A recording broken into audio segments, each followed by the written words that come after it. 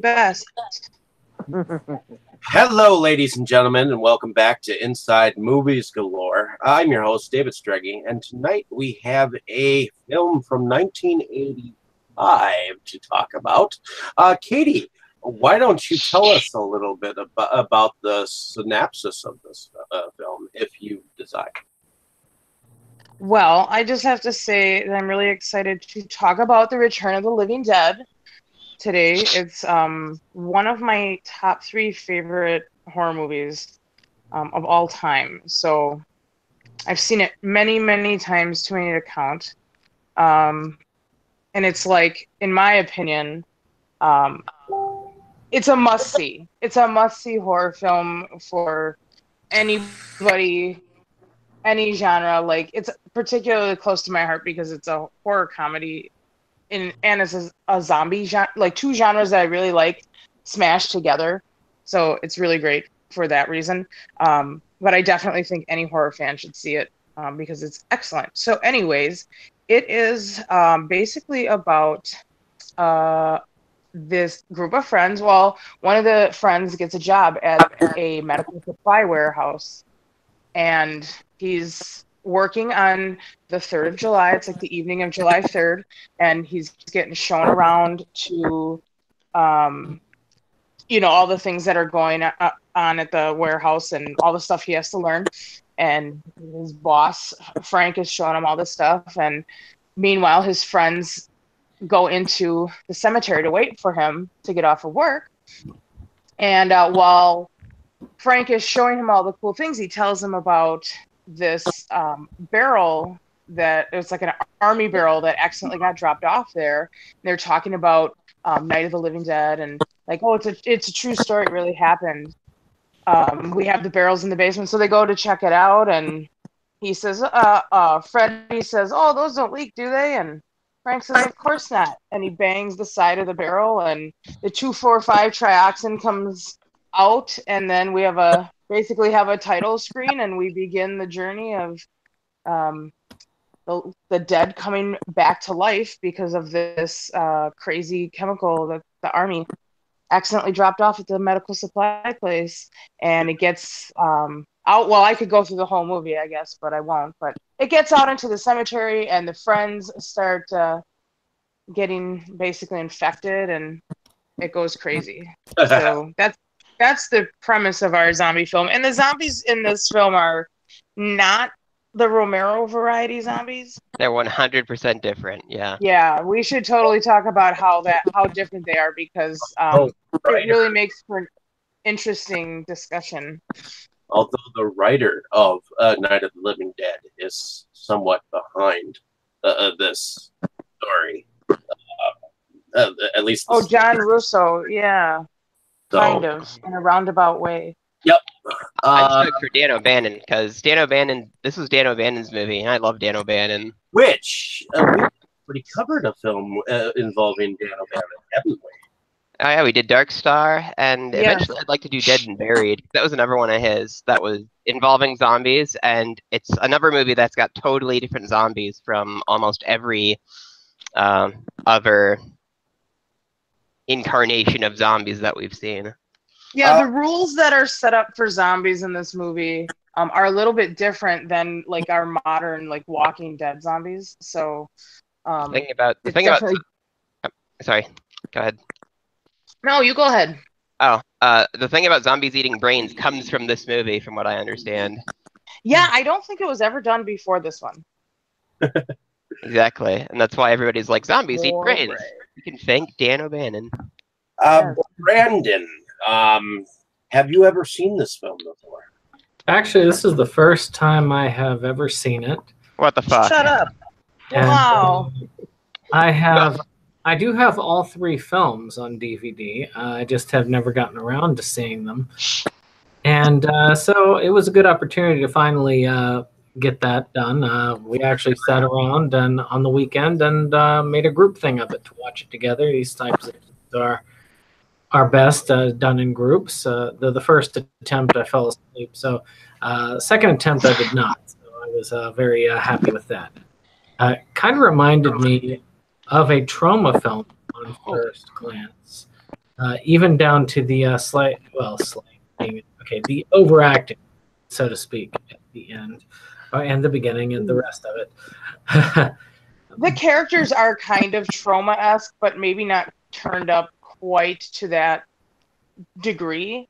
But I think I see some trauma in those, especially the punk kid characters. Mhm. That's kind of a weird mixture of costumes and characters over there. I love every single one. That kind of ties into one of my favorite not intentional jokes. It's like, this is a way of life. You think this is a costume? And I have a patch on my vest that says, "You think this is a fucking costume? It's a way of life." And it's a Return of the Living Dead patch. It is one of my favorites. I love that line. Well, my take on it was, yeah, that is a costume. Sorry.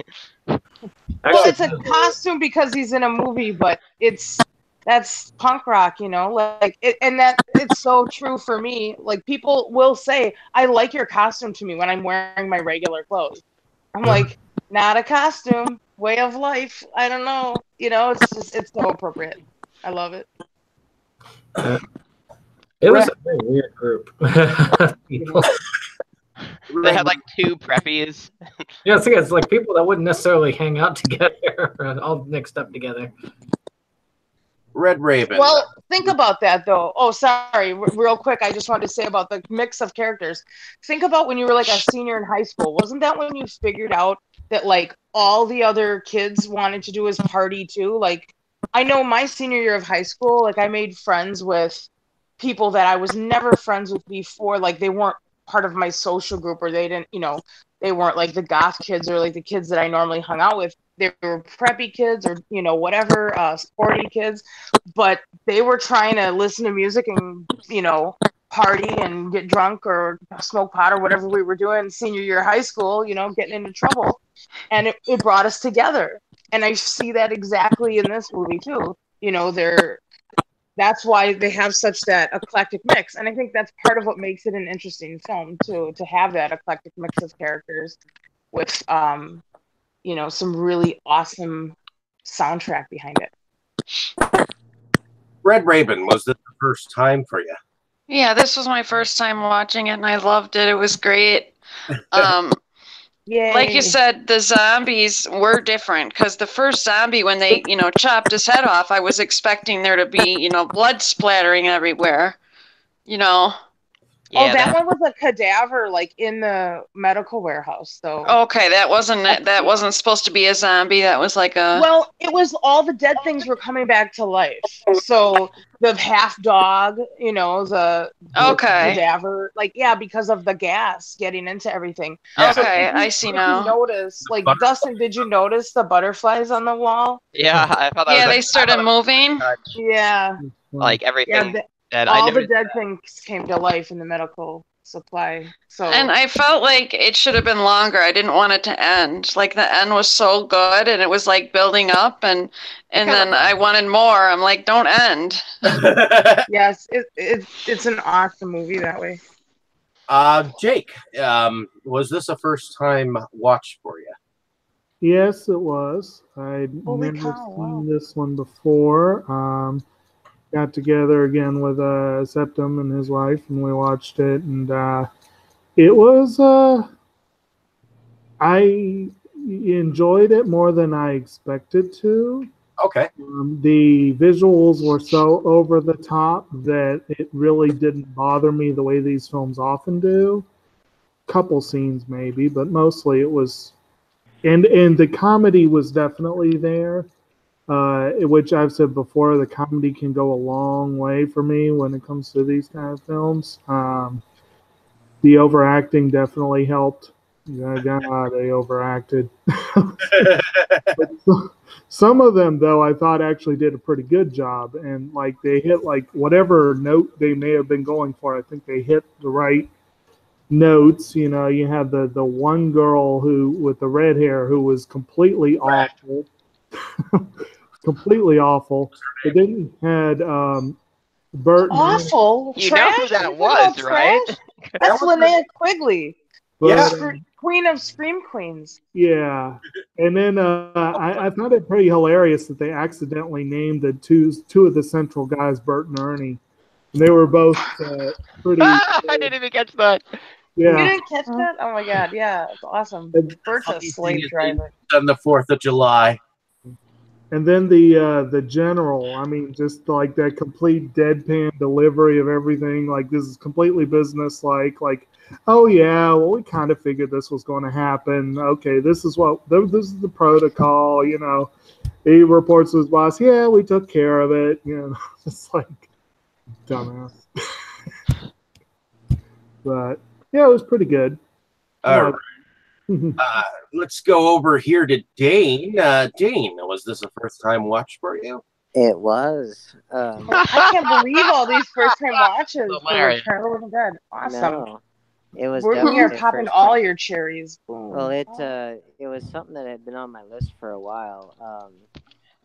You know, I quite enjoyed it. I agree with the trauma comparisons. Toxic Avenger came out only a year before this movie did. And I especially love the music. I think that was one of the strongest parts of the movie. Agreed.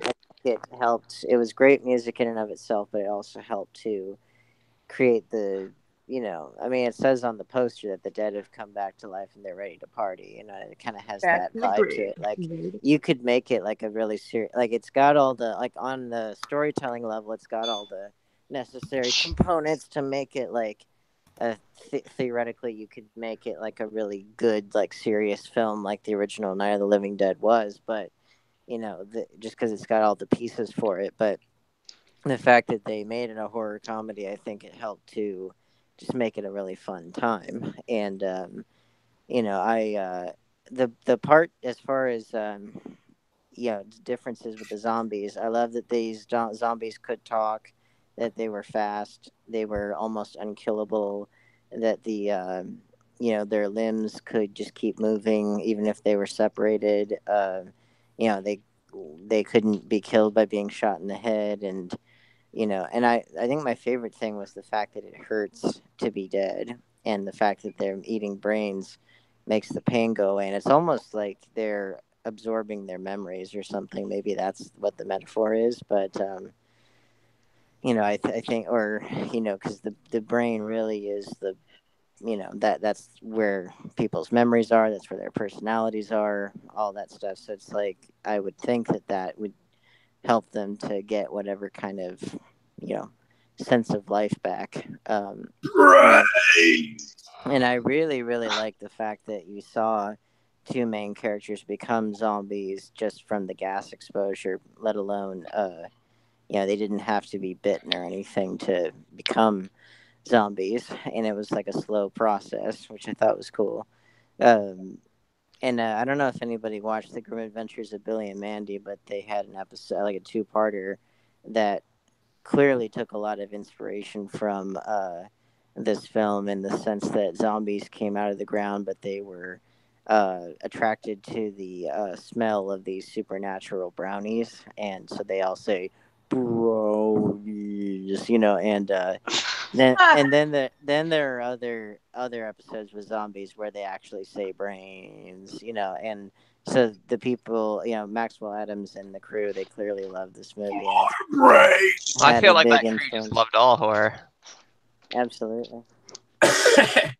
Well, I had actually seen this film at least 4 or 5 times. I remember watching it on a tattered VHS, and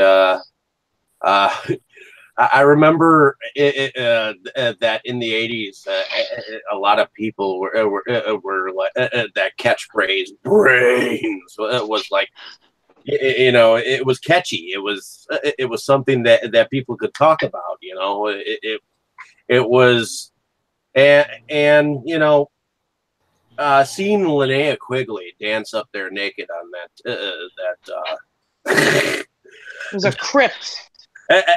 She kept stripping herself, and the guys were like, you know, and then of course when the smoke goes up through the incinerator, And they're like, "Whoa, what was in that rain, man?" Well, I can agree that scene with Linnea Quigley is very special to me, but not for the same reason that it's probably special for most of the guys who watch this movie. But I was actually inspired by that scene, and I created a zombie burlesque performance where the majority of it is performed to "Tonight We'll Make Love Till We Die" by SSQ. I was gonna say that character reminded me a lot of you. Oh, she definitely inspires a lot of the work that I do, for sure.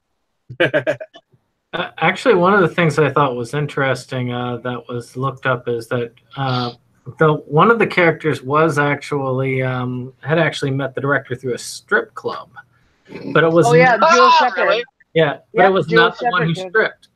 So Yeah, I told you that one. yeah. she didn't get the part. I think they had considered her for the part of Trash, but she didn't get it. She didn't want it. She was tired of being naked, actually.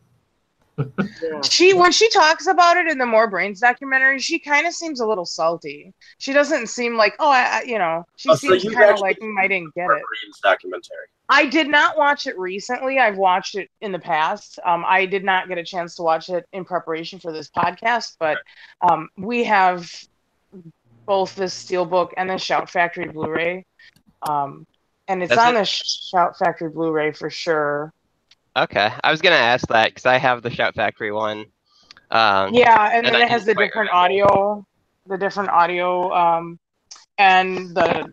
There was something like they couldn't get one of the songs. What was that about? Like, I don't remember. Oh, just the rights. They didn't. Whatever it was, Enigma didn't have the rights to it, and in order to get it, the band wanted more money than they were willing to pay, and they just never got the rights for it, I guess. So they just like removed it from the movie. Yeah, but it is on the Steelbook. That's kind of what happened to the werewolf television series. Shout Factory was going to pick that up, and there was something to do with the music rights and the artist. They couldn't get the music off the television series from Sony. They couldn't separate it from it. So what series? The 80s series that was kind of similar to like Knight Rider, Werewolf. Originally, Shout Factory was gonna put out like a neat little complete series set, but they couldn't because of that specific artist. Well, same thing happened to the Wonder Years for the longest time. They had only the most recent release actually has the original music restored to it.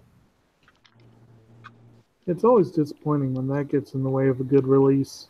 Oh yeah. I mean, I know that's one of the things holding up a lot of variety shows like Saturday Night Live or whatever. Probably never see a complete release because of that. It's annoying, but or the Muppet Show, for that matter. Yeah, that's the reason why that never got completed. Puppet Show what? Muppet Show.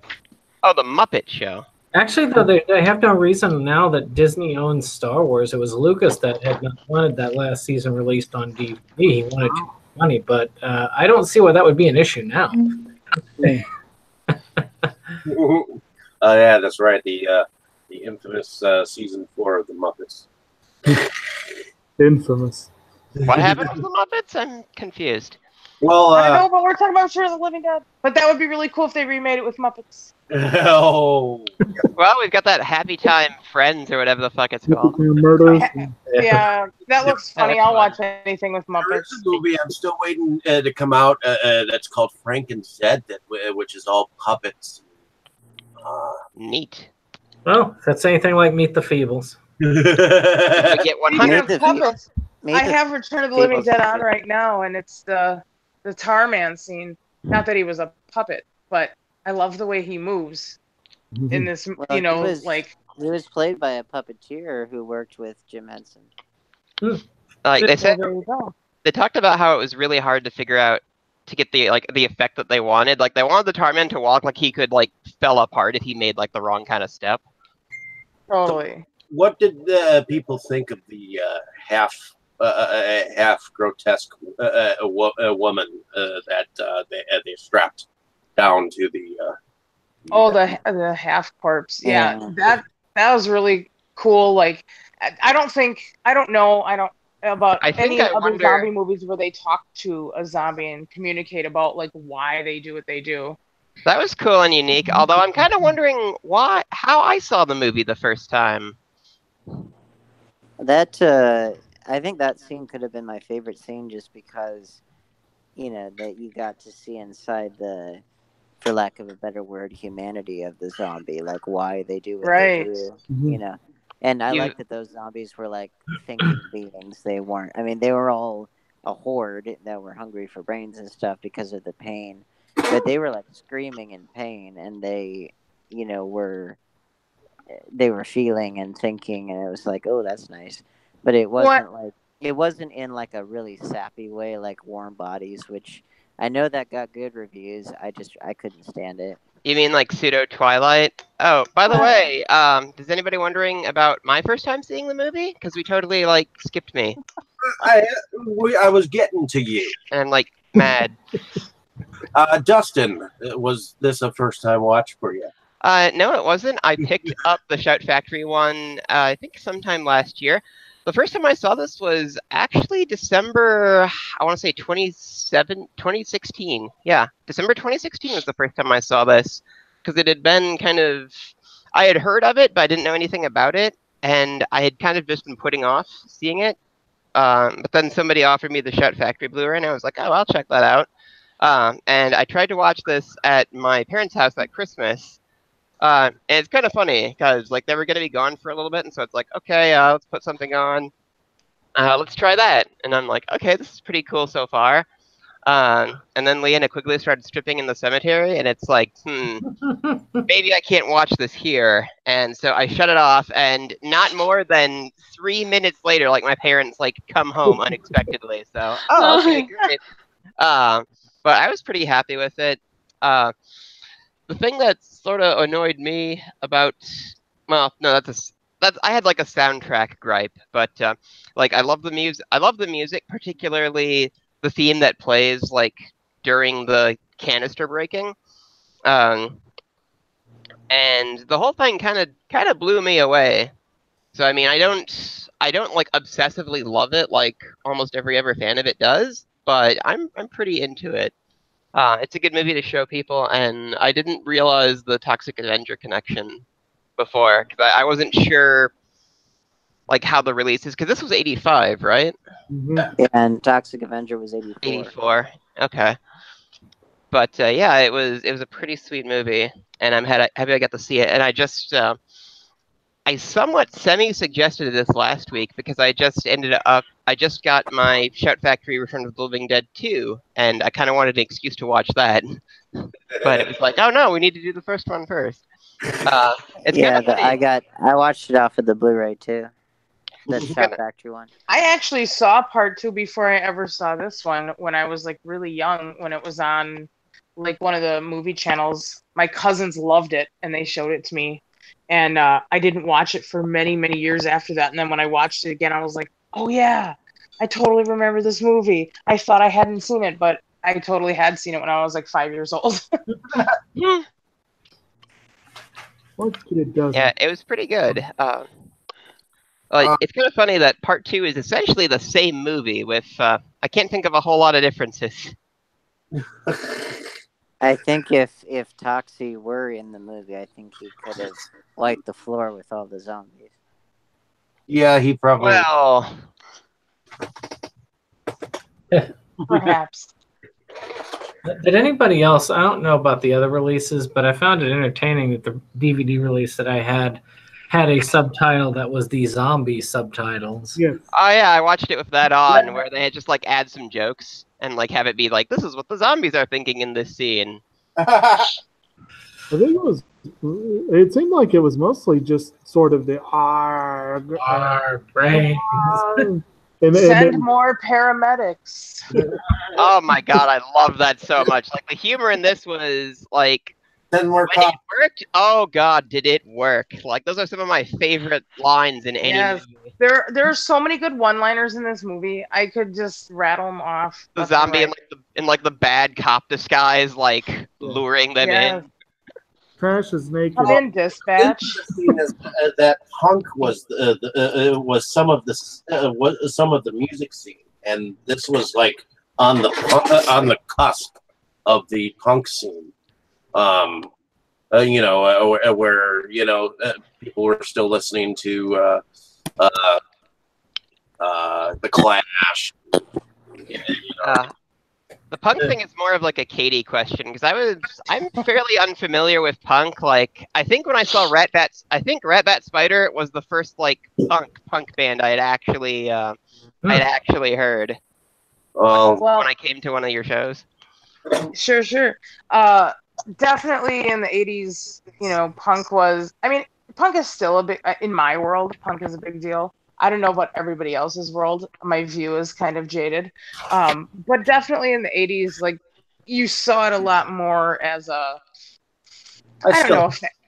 genre, a fashion statement in a lot of senses too. But the music, you didn't hear punk music in the movies. The troubled kids were always the punk kids, and they always played the part how they looked. But you didn't get a lot of punk music actually in movies. So this is one of the very few where, almost the entire soundtrack is awesome, classic punk stuff. And it also bleeds never over comes into the It never 80s comes metal. with the trioxin theme, sadly. It also What'd you bleeds say? into 80s metal culture as well. I said it never comes with the trioxin theme, unfortunately. Oh no, it doesn't. You're right. I have the soundtrack on vinyl and I have it on CD, and neither one has that. But you can get it. It's on YouTube. It's all over YouTube. Yeah, that's what I did. I went to, I think it was like Keep Vid or something, and just like Oh yeah. transformed a YouTube video of it. But Yeah. it's hard to find that, and it's my favorite piece of music in the entire thing too, which is kind of aggravating for like wanting soundtracks. So ultimately, what is everyone's favorite scene? It's kind of tough to pick. Oh, right. So many Well, I good already ones. said the half woman giving the reasons why. Yeah, that's a Because very good one. we don't get to see that anywhere, and it has like in a movie that's really goofy in a lot of ways. I think that one had the most dramatic heft to it. I think Isn't it funny that I tend to love the funny. I really do love the funny scenes in dramas, and then I like the serious scenes in comedies. that kind of tied into one of my favorite moments. I don't know if I can really pick a favorite scene, but one of my favorite moments was when the paramedics like first start calling it in, like when the first round of paramedics gets attacked and they turn on the lights and there's just like a crowd of zombies there. Like that plays really well. I It's just like, saw oh, that dear. like a minute ago. I just have the movie playing in the background and I saw that. I think my now Ernie's is where we're like, hey, could you check your stethoscope? Mine doesn't seem to be working. Yeah. What do you mean, no blood pressure, no pulse? No blood pressure, no pulse. Are you saying we're dead? Well, 50 degrees. That's room temperature. And I've what's funny about that is I actually in my head I envisioned I don't know what it would be, maybe a short story about somebody who doesn't look like pale or sickly or anything like that, but all of his vital signs indicate that he should be dead and yet he's not. I don't know where I would go with it, but I always kind of wondered about a character like that. Now, granted, the characters that were becoming zombified, they were feeling cold and, like clearly not well. And of course, their skin gets pale and they, become full on zombies. But, I just wondered if you had like a normal looking person who didn't feel any different from other people, and yet by all accounts was not alive and yet was conscious. I've often wondered about that. That's Dan O'Bannon. That's the other Dan O'Bannon zombie movie, Dead and Buried. Which Oh, there you kind of mild spoilers, I guess, but just see it anyway.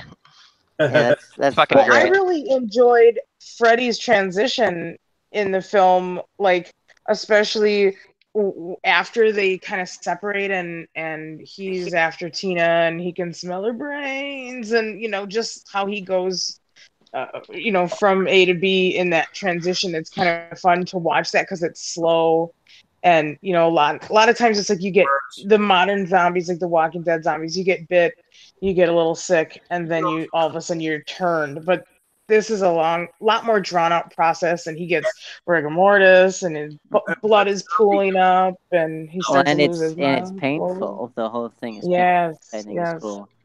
I think it's kind of funny to think about how how parents will be like, oh, boys are only after one thing. Well, in this case, it's a different organ that he's after. I That's think right. so far the That's only fine. zombie movie that I have seen where a zombie actually kills himself. That's true. Oh yeah. Well, he Right hadn't Right finished in the transforming yet. incinerator. get him with a headshot or something like that. They're never killing themselves. Well, Yeah, these zombies can't die. That was one of the more interesting things about them.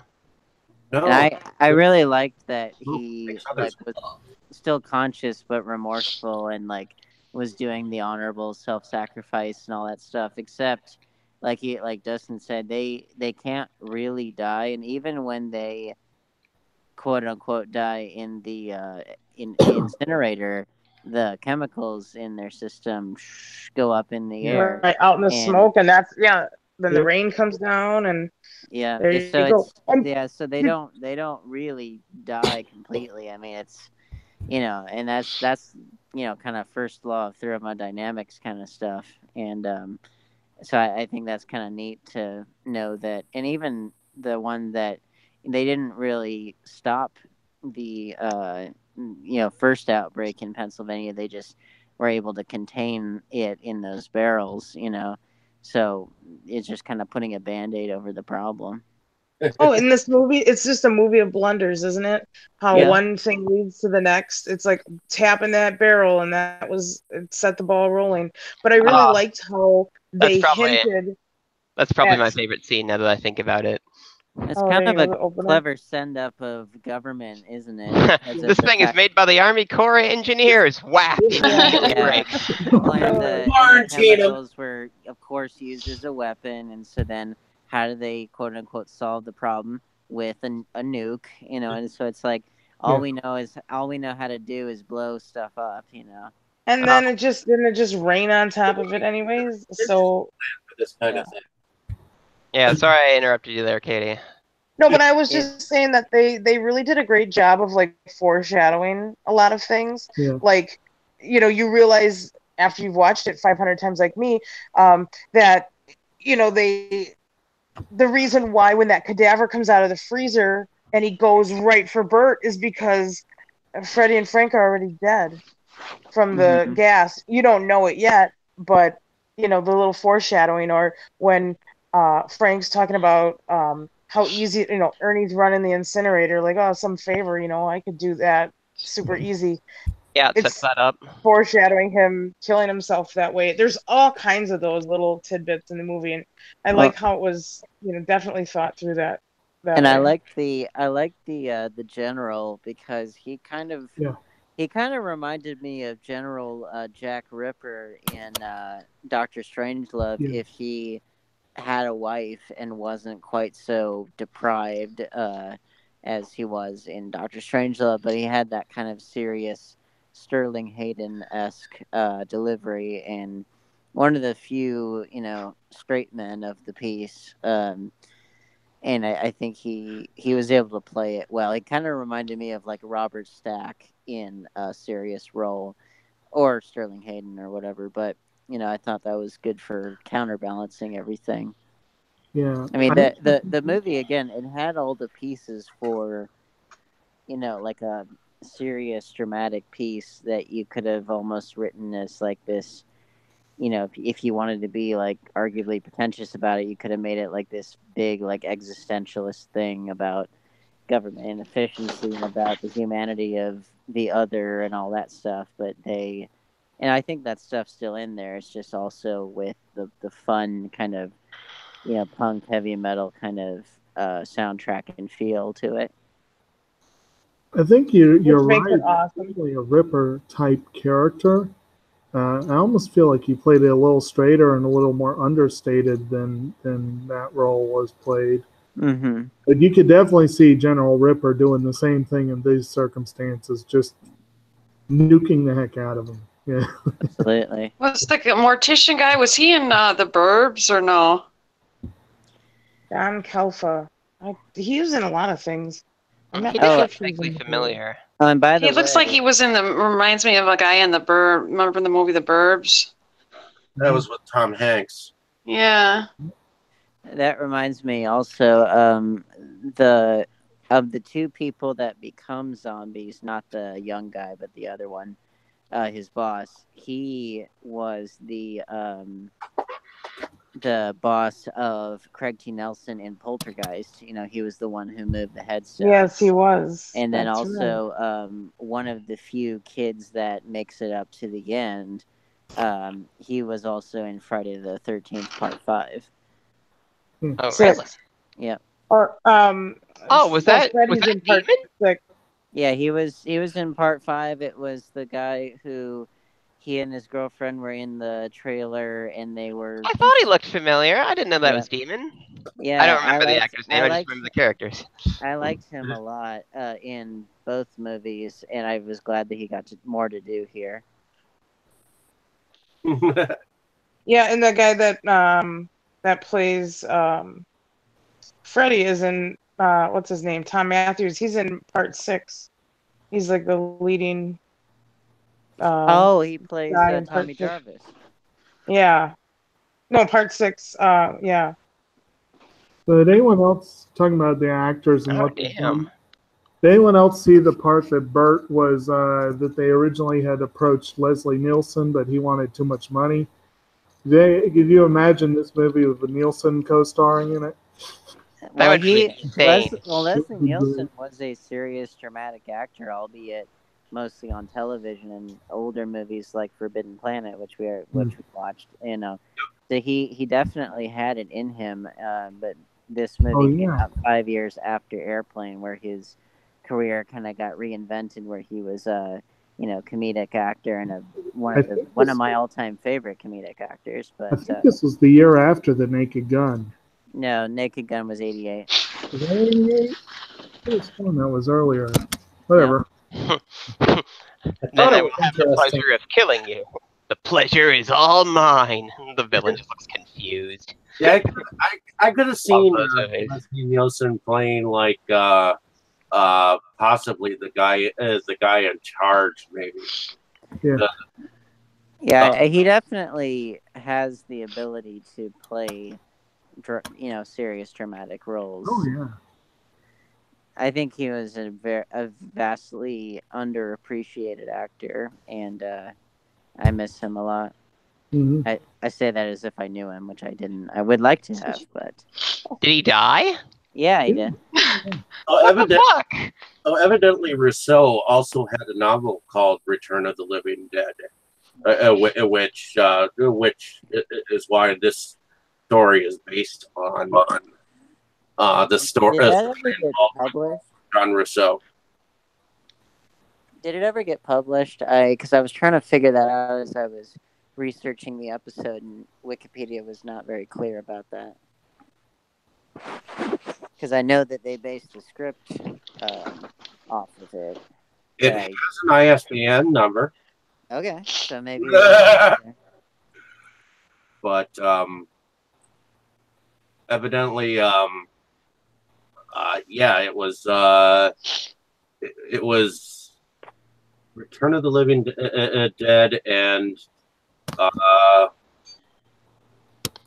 they basically wanted after George Romero and John Rousseau parted ways.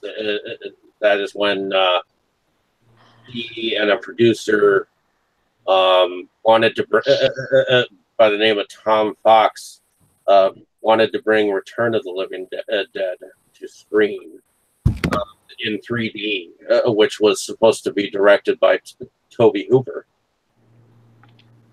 So, but then Dan O'Bannon was brought in to give the script a polish, and after Hooper backed out, Life Force at the time, that's when O'Bannon kind of was offered the director's.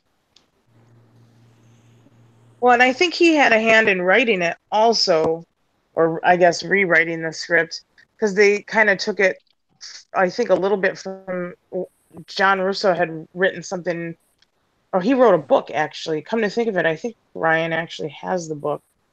But it's, I guess I haven't read it, but it's really different from the movie. But it was like the basis for it because he got the rights, like Romero got to use the Dead, title for his franchise, and he gave Russo the Living Dead. And so that's how it came to be Living Dead, and Romero kept Dead for his movies. Which works out, except for the fact that other people subsequently have called their films blah blah blah of the Dead or blah blah blah, the Living Dead or whatever. Like, and largely they can do that because Night of the Living Dead is public domain. But it's just, it is kind of funny that they had made that division between themselves, but other people were just like, whatever, we're gonna do our own thing, which is fine because nobody can stop you from using Of the Dead or Of the Living Dead because, that it's not quite a suffix, but it's, that latter part of the title. I don't think, you can copyright just the latter part, but, and titles themselves can't be copyrighted.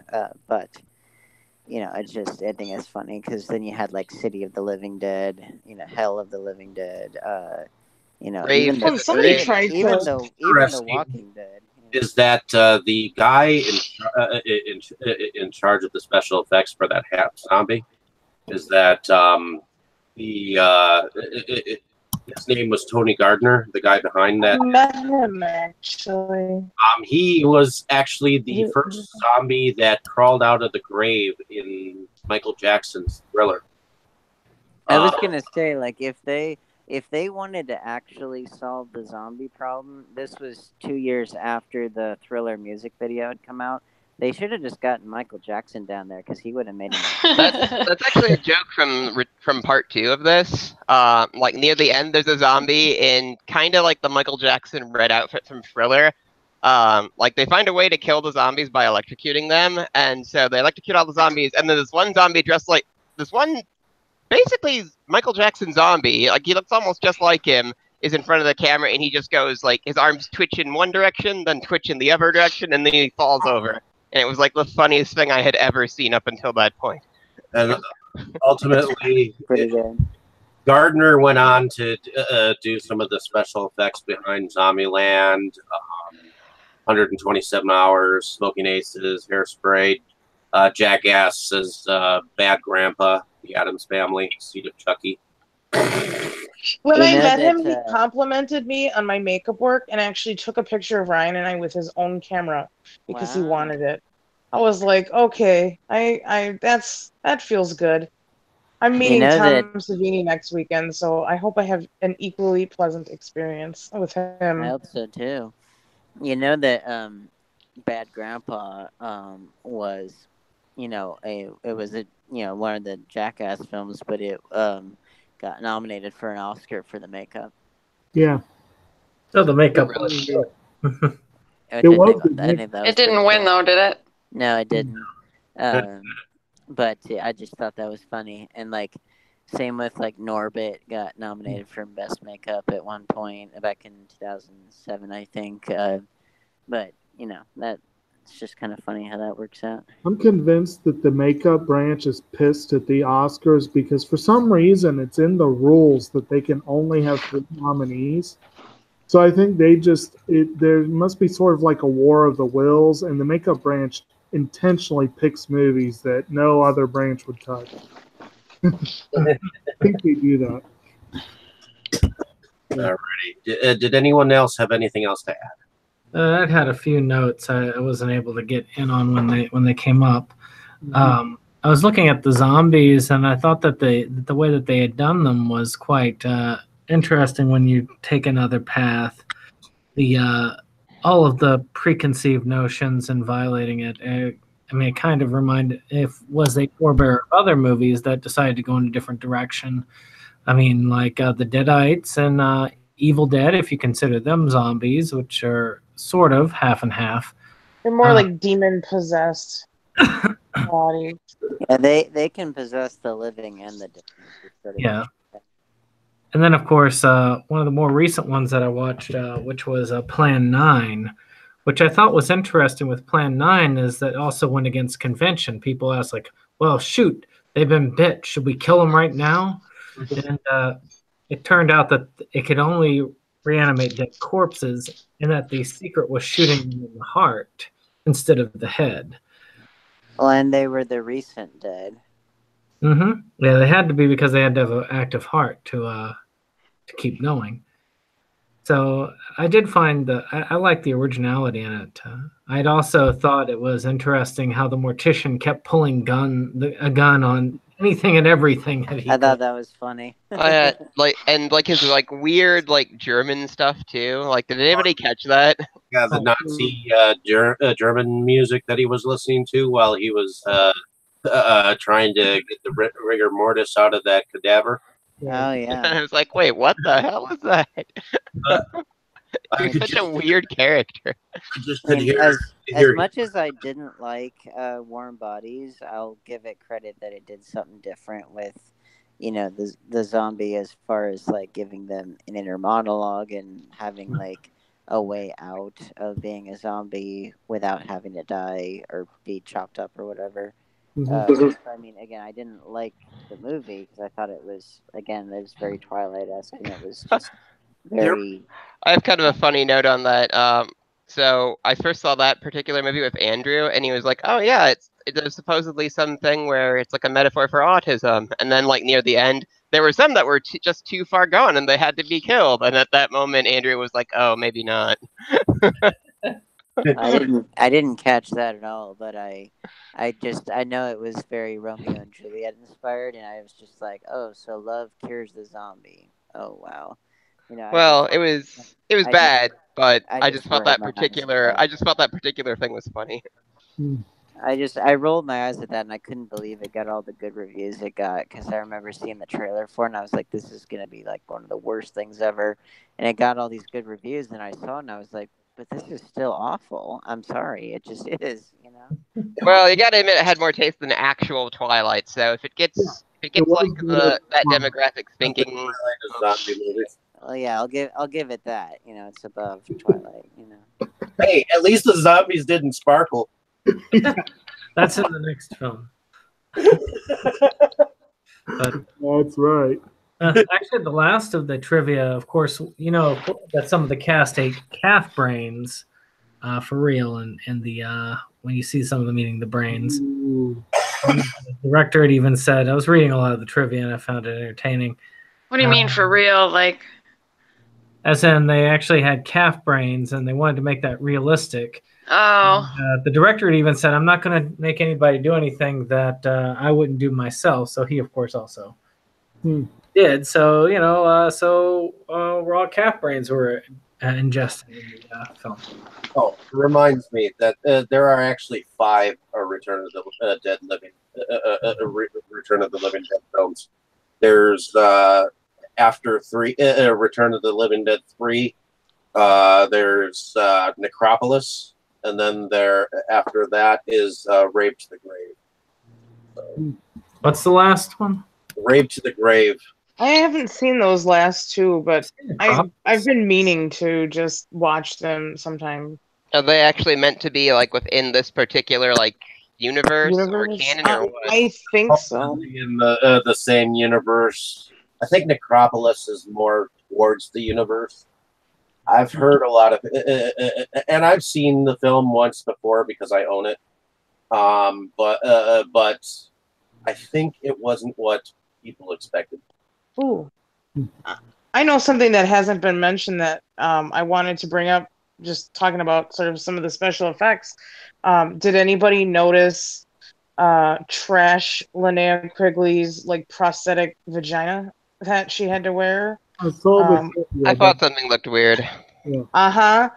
There's the story about that is like they had her like full frontal naked or whatever and realized that her 80s bush or whatever was obvious, and so they were like, maybe you should trim it down or something so it's not so obvious. And so then she shaved, and then it was like, well, then her pussy was just out. So then they were like, well, that's not going to work either because we can just see it. So then they had the makeup department like make this prosthetic appliance to put over her pussy so she looked like a Barbie doll, I guess. Which is funny And because they didn't seem to care about that when she was naked as a human. You know?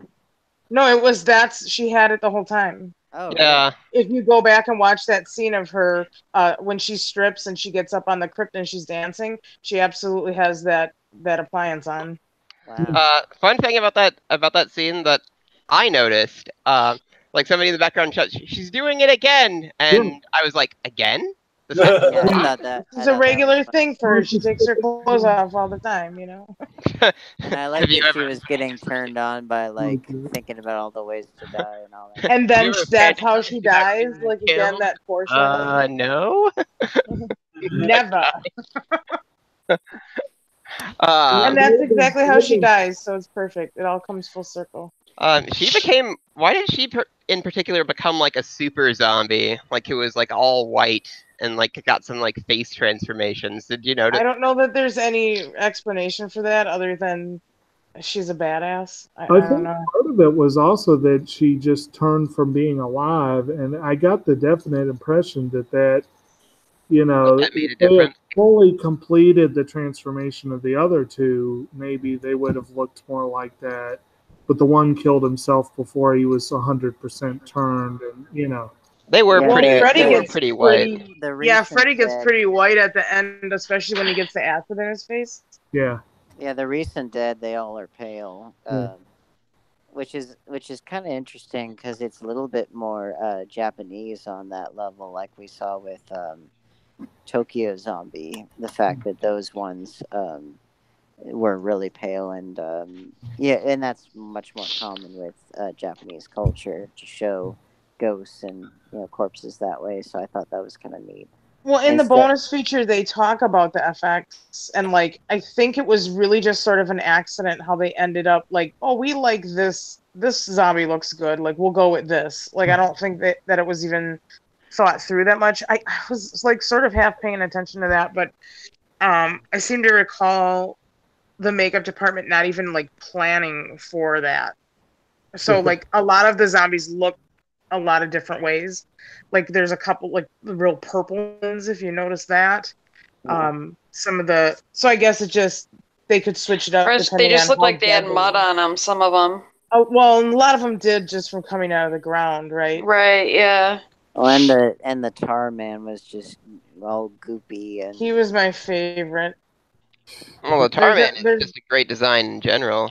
Totally. And there's a guy that I met at Horror Hound last year or earlier this year. It was last year or something. Anyways, he does a really great Tarman costume. And he's got the walk down and everything. It's really awesome. I have a picture on my Facebook if you ever want to go and dig through and look for it. in a way, Tar Man was a little bit like if you could merge the Toxic Avenger and Venom together because of the tongue I and know. the tongue and the goopy black look, Just a little bit. Alrighty. Did anyone else have anything else? Well, did anyone else? I know Septon did. Did anyone else enjoy the eye chart on the Alpha wall? Yeah. That was pretty fun. Oh, like the Bert is an asshole one. Bird Bird is a slave driver. Yeah, and the reference to rabid weasels was pretty fun. Rabbit like weasel. that, yeah. I've been trying to get my daughter to watch this movie, and she's like, "No, it's too scary." And so I showed her the rabid weasels part to try to like convince her. Like I looked it up on YouTube, and she laughed at it, and I'm like, "See, it's funny," and she still won't watch it. Anytime that You gonna any burn them? Well, at least let me kill them first. anytime that any movie or anything can say the words rabid weasels, then you know it's gonna be good. Right. I Yeah. love the comedy of this movie too. Like it worked so well. Got so much great stuff in it. Like it's kind of hard to just pick like one moment. Like I think somebody probably already mentioned like the zombies being able to plan, send more paramedics, or Yes. one of the other ones is like the zombies are gone. It's safe to come out. Oh yeah, who's the president? Harry Truman? Nope. Or oh man, so many great lines. There was one that was on the tip of my tongue that I just cannot remember for the life of me. We were talking about the effects earlier. Didn't they have to fire their first effects guy? Like the guy who did the Yellow Yes. Man, like got booted because Yes, he did. Yellow Man sucked. Yeah, and I don't know. He talks about it on the Shout Factory Blu-ray. There's like an effects documentary or behind the scenes little tidbit, and I was kind of half watching that earlier today. And yeah, that he does kind of talk about something not working or not having the right. You just like shit on a set. It's like any job where if one person isn't doing their job right, it fucks everything up. And he mentioned about they cast the wrong person for the mold or for this or that or something. And effects is such a process, so many steps, and if one of those steps gets screwed up, it sets you back to the beginning basically. So it sounds like there's a lot of that going on. Well, it was a fairly new production for them all, right? Yeah, a lot of like right out of college people, and like I think it was you who was talking about like some of the or I don't know if it was mentioned or not, that some of the actors really like loved being in this movie and they talk about it fondly, but like the crew and the effects people are like, "Oh my god, it was the worst movie I've ever done. It was so hard and so much bullshit." Like, and they did it really quickly too, I think. And it sounds like the effects department was really like stressed making this movie. Yeah, it seems like Definitely a lot of effects on it. So, did anyone else have anything else to add? Oh man, there's so much that you could cover with this, but it's kind of hard to think of stuff like just right off the top of my head. Because there's a surprising amount of depth to this movie, largely because of like its like really devoted fan base who like knows everything. Like Katie has been a pretty good example of that from what you're seeing, from what we're hearing. They almost think it was kind of funny that Suicide just dies right away. Like this huge guy who seems like he's going to be like the centerpiece, who would be the centerpiece of like any like lesser movie. They just nail him right away. Brains. Wait, more brains. Live brains. I like how quickly everyone was like, nope. Stay with brains. Yeah, and I love his character too, like just how angry and like unhappy with life he just is all the time. Well, what's It's funny? so clear like he needed to die. What's funny? When Trash was coming up on him, and she was just trying to like get him, into her. I like it. I love how he's supposedly like this punk dude who like, went into this graveyard to do something to it, and he tells her to respect the dead. Fucking respect for the dead, will you? I mean, you expect him to totally be one of these asshole dudes who let's go piss on this grave over here. He's a very complex guy. That's why I like his character. He was a troubled man. All Oh, right. and in reference to that scene, Rat Bat Spider has a song called "She Likes It Spooky." So check that out on their Bandcamp. Will do. On that note, I think we will wrap this up. I think we definitely had a decent discussion. So, Brandon, why don't you tell us a little bit about yourself and what you do? Oh yes. Well, my name is Brandon. I run a YouTube channel called Septum Sen versus the World. I'm also on a channel called That Nerd Couple. Both of them cover media, but Septum Sen versus the World is covering mostly physical media. At which point we're working towards doing different top 15 lists, but most of it having to do with the physical release, and just the joy of having that and having the library of your own. As far as the other channel, we have various things and interests. Matter of fact, I posted up a travel vlog for our most recent post in that one. And of course, the most recent post on our main channel is the 15. I think it was 15 anime that need a re-release, I believe was the one. Jake, why don't you tell us a little bit about yourself and what you do? Hi, I'm Jake. I also guest frequently on Septum Sin versus the World. I have a more nature-themed channel myself, just Kotobuki Jake. I have not been very good yet at posting videos to it, but there's a few up there, and more on the way eventually. And basically, just enjoy doing whatever I can with media as far as watching, viewing, commenting, what have you. Okay. Awesome. Katie, why don't you tell us a little bit about yourself and what you do? Sure, I'm Katie Cadaver from Milwaukee, Wisconsin, and I'm a body positive horror artist and alternative model. You can find me at patreon.com/Katie Cadaver or at Third Eye Open 3RDEYE0PEN on Instagram. I'm also the makeup artist for horror punk band Ratbat Spider, and you can listen to their music, including She Likes It Spooky at ratbatspider.bandcamp.com. And I'm a dead girl for Deadger's Dark Coffin Classics horror TV show, and you can watch episodes at vimeo.com/DDCC. And I also perform and produce for Grindhouse Tees Burlesque Productions, and you can find us at facebook.com/Grindhouse Tees. I'll also be performing coming up September 1st at the Broome Street Theater with Gone Rope Burlesque, and that's out in Madison. So if you're in the Madison area, come see me and Gone Rogue Burlesque at the Broome Street Theater on September 1st. Awesome. Red Raven, why don't you tell us a little bit about yourself and what you do? I'm Red Raven, and I'm from Lake Geneva, Wisconsin, and I put shows together in the Milwaukee area. And then I'm also a dead girl on Deadger's Dark Coffin Classics. And this weekend, on Saturday the 18th, we'll be at the Wheaton All-Night Flea Market in Illinois. Awesome.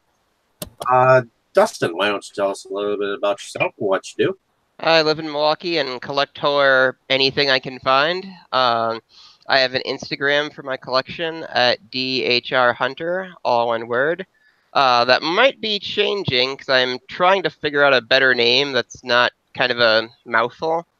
So I started my own YouTube channel called Tales of the Hunt for Horror. There's like nothing on there yet, but it's pretty new.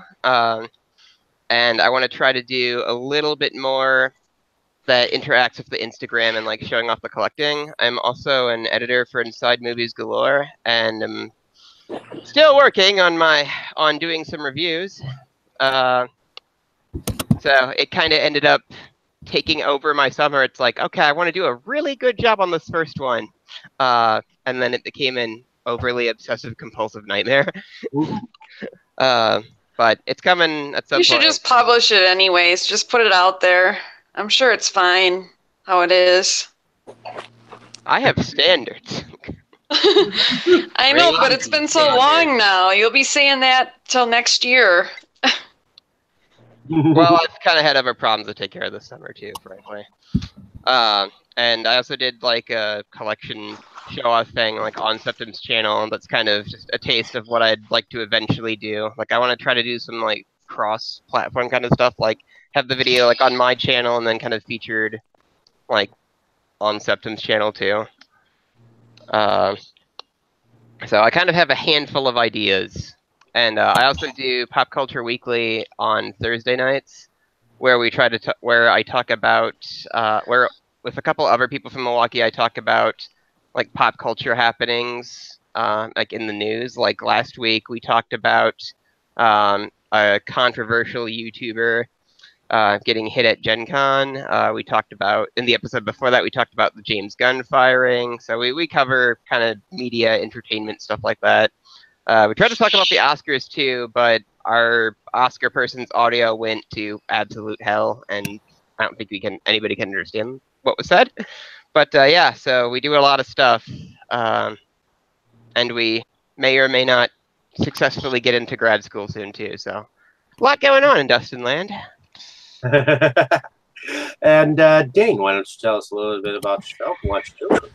I am Dane Kyle, a filmmaker out of Charlotte, North Carolina, and a lot of projects going on. The most important of which is the upcoming web series called Asylum Origins Harley.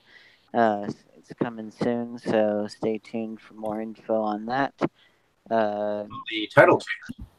Say what? Did the title change? No. Okay. No, that's the web series. It's not the my fan film. Gotcha. That one I'll have to pick up again at some point. Just trying to finish the series there. But yeah, just a lot of busyness going on right now, and trying to get some spec scripts going. That I can just be able to write and try and get out there for people that I know who can presumably get them in front of producers. So how many episodes do you plan on having? 7. Okay, awesome. And you can find some of your stuff at the Dane Kyle. Yeah, and on YouTube. Yeah. Okay. Alrighty, and my name is David Streggy. I am the host of Inside Movies Galore, and I also blog at Movies Galore Milwaukee, which I've kind of put on hold to try my hand at YouTube reviews. So definitely check out some more reviews that will be coming out on this channel in between the discussions that we have. Wrestle Massacre has made its release, so definitely, if you have not picked up your copy, definitely pick up your copy now while they are still available on their limited release. So you can easily find the Facebook page, and believe Brad Twigg has a big cartel shop open for the films. So you can pick it up for $15, so definitely check that out. In any case, stay tuned. Next week, Oh God, what's happening? We will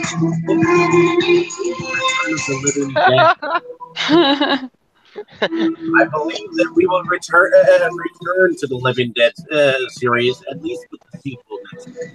So stay tuned. Everyone say good night. Good night. Right.